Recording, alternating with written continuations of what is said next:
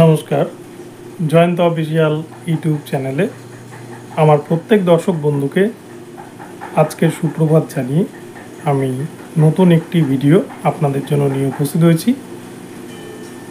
এই ভিডিওতে আপনাদের সাথে আমি বেশ কিছু গুরুত্বপূর্ণ আপডেট দিতে চলেছি।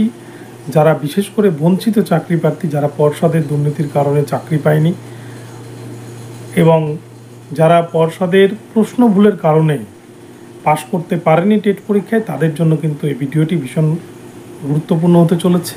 আপনারা মন দিয়ে ভিডিওটি দেখুন, এই ভিডিওটি আপনাদের জন্য ভীষণ ইনফরমেটিভ হতে চলেছে।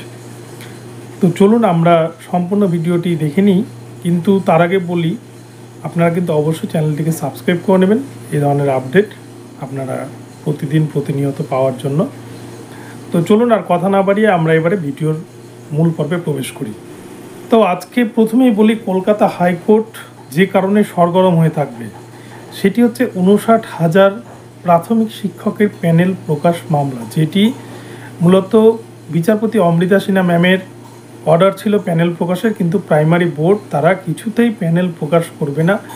এই মর্মে তারা বিচারপতি অমৃতা সিনহা ম্যাম 3 বার অর্ডার দিয়েছিলেন গত বছর 2023 সালের সেপ্টেম্বর মাসে, এবং তৃতীয়বারের বেলা প্রাইমারি বোর্ড তারা কিন্তু সেই অর্ডারকে চ্যালেঞ্জ করে ডিভিশন বেঞ্চে সৌমেন সেন স্যারের বেঞ্চে মামলা দায়ের করেন এবং শেষ পর্যন্ত সেই মামলার কিন্তু স্টে পড়ে যায় এবং পরবর্তীতে প্রাক্তন বিচারপতির সাথে একটা বাগবিতণ্ডায় জড়িয়ে পড়ায়। সৌমেন সেনের কাছ থেকে মামলা সরিয়ে নিয়ে তপব্রত স্যারের বেঞ্চে দেওয়া হয় এবং তপব্রত চক্রবর্তীর বেঞ্চ থেকেও কিন্তু এখন মামলাটি সরে বর্তমানে হ্যারিস টন্ডন স্যার এবং প্রসেনজিৎ বিশ্বাস স্যারের বেঞ্চে এসেছে। তো এই মামলায় আজকে একটা গুরুত্বপূর্ণ নির্দেশ হয়তো কলকাতা হাইকোর্টের পক্ষ থেকে আসতে চলেছে এবং এই প্যানেল প্রকাশ যদি করে বা যদি অর্ডার হয় প্যানেল প্রকাশের, তাহলে কিন্তু ডিভিশন বেঞ্চের রায়কে চ্যালেঞ্জ করে প্রাইমারি বোর্ড সুপ্রিম কোর্ট পর্যন্ত যেতে প্রস্তুত, এমনটাও কিন্তু খবর শোনা যাচ্ছে। কেননা প্রাইমারি বোর্ড তারা যেভাবেই হোক প্যানেল প্রকাশটাকে তারা আটকাবে। মূলত দুটি নিয়োগ হয়েছিল 2014 টেটের ওপর, 42,949 2016 সালে নিয়োগ করেছিল প্রাইমারি বোর্ড মানিক ভট্টাচার্যের তত্ত্বাবধানে, এবং 16,500 2020 সালে নিয়োগ করেছিল, সেটাও কিন্তু মানিক ভট্টাচার্যের তত্ত্বাবধানে। তো এই দুটি নিয়োগ প্রক্রিয়াতেই প্রচুর পরিমাণ দুর্নীতি, অনিয়ম, বেনিয়ম, টাকার খেলা, এই সমস্ত কিছুর অভিযোগ কিন্তু সিবিআইয়ের চার্জশিটে স্পষ্ট উল্লেখ রয়েছে। তো এই সমস্ত বিষয় দুধ কা দুধ পানি কা পানি হওয়ার জন্য কিন্তু প্যানেল প্রকাশের মামলা।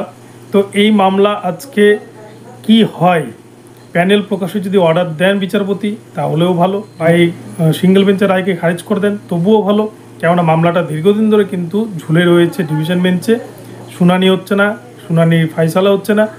তো যদি এই মামলা খারিজ করে দেয় প্যানেল প্রকাশের অর্ডার, তাহলে কিন্তু পিটিশনার আবার নতুন করে মামলা দায়ের করতে হবে, মামলাটিকে নতুনভাবে চ্যালেঞ্জ করতে পারবে। তো দেখা যাক আজকের দিনটি কি হয়। তবে যদি প্যানেল প্রকাশের অর্ডার হয় তাহলে কিন্তু বঞ্চিত চাকরি প্রার্থীদের জন্য একটা ইতিহাস সৃষ্টি হতে চলেছে আগামীতে, এবং এই প্যানেল প্রকাশের হাত ধরে হয়তো অনেকেরই ভাগ্য কিন্তু আগামীতে খুলতে চলেছে 2014 প্রাইমারি টেট থেকে। এটা গেল প্রথম বিষয়। এবার আসি 2017 প্রশ্নবুল মামলা এবং 2022 প্রশ্নবুল মামলা।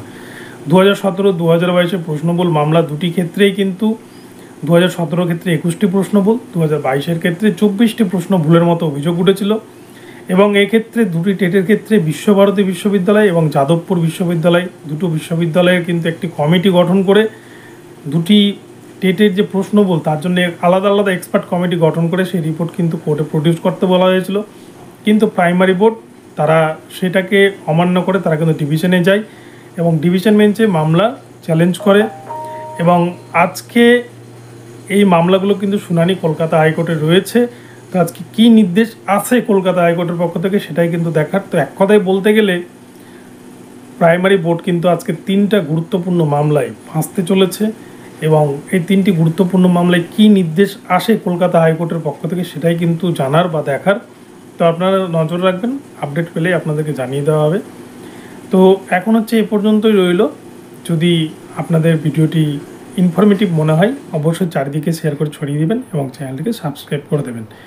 নমস্কার, দেখা হবে পরবর্তী ভিডিওতে। ধন্যবাদ।